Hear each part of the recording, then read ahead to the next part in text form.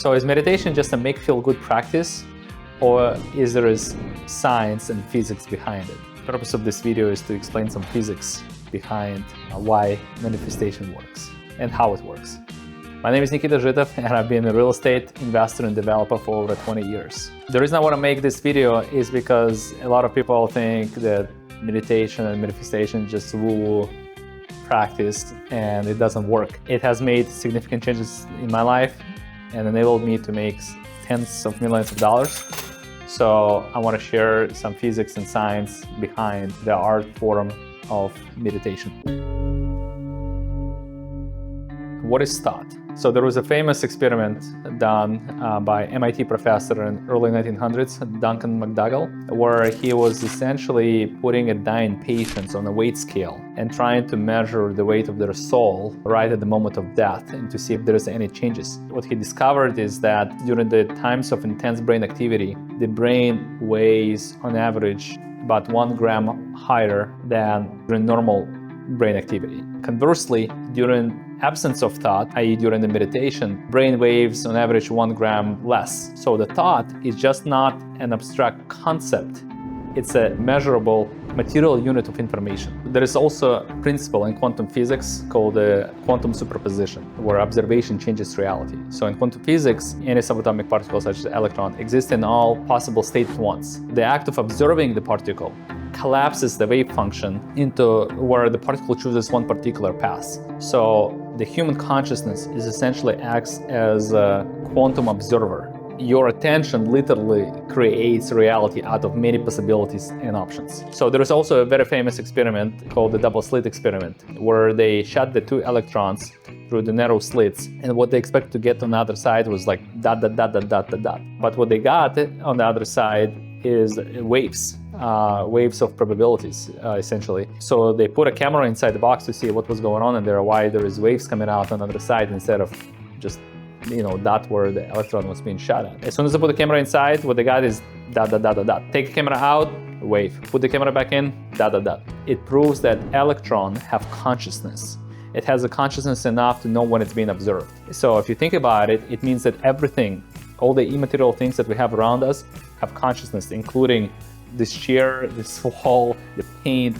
They used to joke around like, hey, you want to be nice to your AI because eventually it's going to remember, it come back and have revenge on you. Well, it's actually true not just with AI or with electronics. It's true with everything, because even this brick wall in this building have consciousness on subatomic level, and it knows when it's being observed. Okay, so let's talk about how the thoughts shape your reality. Every thought carries electromagnetic charge. It's a signal, a frequency. And as we know, every frequency carries information. So when you think a thought, you send out a signal, a frequency in a quantum field that carries certain information.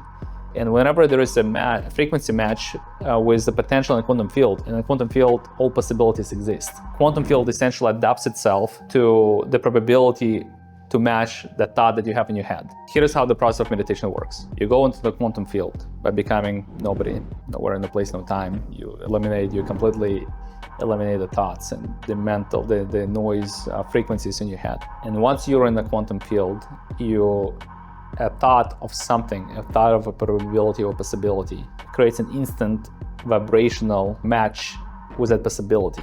If you focus on it long enough, where it becomes a memory in your brain, the only thing you have to do is bring that potential from the quantum field back to your 3D reality. Where we place our attention is where we place our energy. So if you focus your attention on a certain possibility that already exists in the quantum field, there is a vibrational match between your thought and that potential.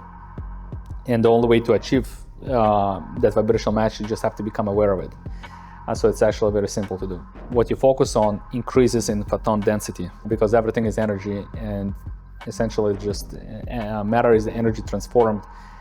That potential, the more you think about it through your thought, the more you're sending electrical signals, the more you draw that possibility to you, because it increases in its material in density. So positive thoughts have high vibrational frequencies, and essentially this frequency resonates with a field of possibilities that domain of probable events. You don't just attract the good, you literally encode and program those possibilities in the quantum field into your life.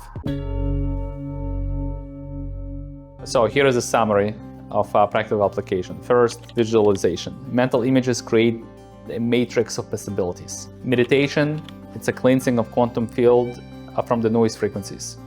Affirmations, it's repetition of programs in subconsciousness to the needed frequency. Focused attention is directed observation that amplifies the desired events. Emotional resonance, if you combine thoughts and feelings, thoughts is electrical charge, feelings is a magnetic force that draws the events back to you. So it's not enough to just think positively, you have to think and feel.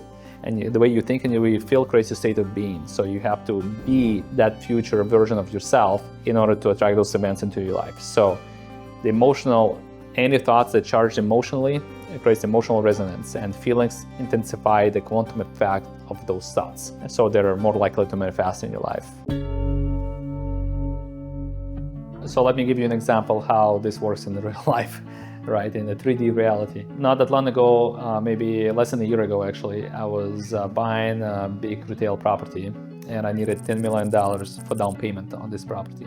And I had no idea where the money was going to come from. So I'm approaching closing, I'm short $10 million, and I'm trying to figure out where it's going to come from. So in all the matrices of possibilities in the quantum field, I visualized a reality where I create a mental image where I'm closing on the property, where I could see me owning and closing it already in my head. So I created a mental image, what it's going to look like. Headlines in newspapers, whatever, because it was big transactions, I could see it vividly in my head. So then I go into meditation every morning during my morning routine, and I don't think about it. I focus on going inside the quantum field, basically trying to quiet that noise in the head, and essentially let go of the identity of Nikita. So be nobody, nowhere, no place, no time, have no thoughts, just become pure consciousness.